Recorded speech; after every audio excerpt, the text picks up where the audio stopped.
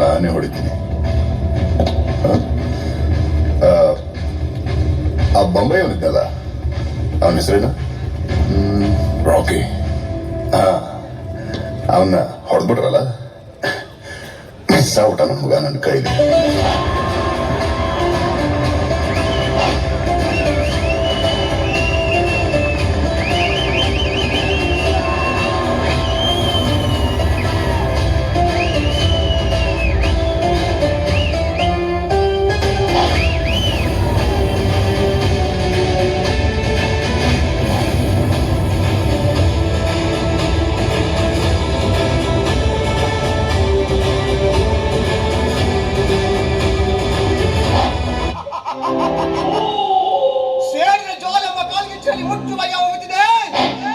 ಇಂದಿನ ಭ್ರಷ್ಟ ಸಮಾಜ, ಇಂಥ ಸಮಾಜವನ್ನು ಸೃಷ್ಟಿಸಿದ ಭಗವಂತನೊಬ್ಬ ಹುಚ್ಚ. ಮಾಡಲು ಕೆಲಸವಿಲ್ಲದೆ ಜನರಲ್ಲಿ ಕಾಮ ಕ್ರೋಧ ಮದ ತುಂಬಿ ಊರಿ ಕಳಿಸಿದ. ದೊರತಿಯೇ ದಗದಗನೆ ದಹಿಸುತ್ತಿರುವ ಇದರಿದ್ದ ಸಮಾಜದಲ್ಲಿ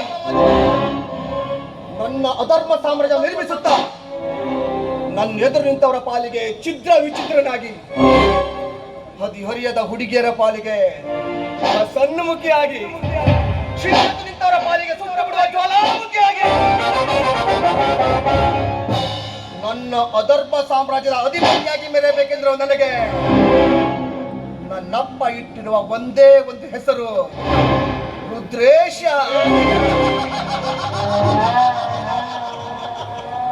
ಈ ಅಖಂಡ ಭೂಮಂಡಲದೊಳಗೆ ಪ್ರಚಂಡನಾಗಿ ಮೆರೆಯುತ್ತಿರುವ ಈ ದುರ್ದೇಶದ ಸಾಮ್ರಾಜ್ಯದಲ್ಲಿ ನಾನು ಮಾಡಿದ್ದೆ ನ್ಯಾಯ, ನಾನು ಮಾಡಿದ್ದೆ ನೀತಿ, ನಾನು ಕೊಟ್ಟಿದ್ದೆ ತೀರ್ಪು, ಹೊರಗಿದ್ದೆ ಶಾಸನ. ನನ್ನ ತಾಳಕ್ಕೆ ತಕ್ಕಂತೆ ಕುಣಿಯುವರು ಈ ಊರಿನ ಬಡ ಬಂಡ ಬಿಕಾರಿಗಳು, ಸೂತ್ರದ ಗೊಂಬೆಯಂತೆ. ಶ್ರೀಮಂತರೆಂಬ ನಮ್ಮಂತರ ಬಿಸಾಕುವ ಎಂಜಲಾಶೆಗೆ ಬಲೆಯಾಗಿ ಸಿಕ್ಕಲ್ಲಿ ಸೆರಗು ಹಾಕ ಸೂಳೆಲ್ಲ ಈ ಸಮಾಜದಲ್ಲಿ. ಕೈಯಲ್ಲಿ ಕುಲ್ಪಿ ಹಿಡಿದು ಸೆಲ್ಫಿ ತೆಗೆಯುತ್ತಾ ಬಾಯ್ಫ್ರೆಂಡ್ ಜೊತೆ ಬಾರಲ್ಲಿ ಹಾಯಾಗಿ ಲಾಡ್ಜಲ್ಲಿ ಬಿದ್ದು ಹೊರಳಾಡಿ ಸೈಲೆಂಟ್ ಆಗಿ ಮನೆ ಸೇರುವ ಮಾಯಾವತಿಯರಿಷ್ಟಿಲ್ಲ ಈ ಸಮಾಜದಲ್ಲಿ. ಅಷ್ಟೇ ಯಾಕೆ ರಂಗು ರಂಗಿನ ಬಟ್ಟೆ ತೊಟ್ಟು ತಮ್ಮ ಅಂಗಾಂಗಗಳನ್ನ ಬಸ್ಸಲ್ಲಿ ಪ್ರಯಾಣಿಸುವ ಅಮಾಯಕರ ದೇಹಕ್ಕೆ ಮುಡಿಬಿಟ್ಟು ಲೈಕ್ ಅಂಡ್ ಕಮೆಂಟ್ಗೋಸ್ಕರ ರೀಲ್ಸ್ ಮಾಡಿ ಜಾಲತಾಣದಲ್ಲಿ ಹರಿಬಿಟ್ಟು ಅಮಾಯಕ ಜೀವ ಜೊತೆ ಆಡುವ ರೀಲ್ಸ್ ರಾಜರಷ್ಟಿಲ್ಲ ಈ ಸಮಾಜದಲ್ಲಿ. महाभारत हुआ था एक लड़की के लिए, रामायण हुआ था एक ही लड़की के लिए, लेकिन आजकल दुनिया में दखलबाजी चल रहा है उन लड़की के लिए. ऐसा लड़की का जान और माल रुद्रेश का हाथ में है. हमारा जैसा अमीर लोगों का हाथ में शकुनी जैसा खेलने का पावर दिया है परमात्मा ने.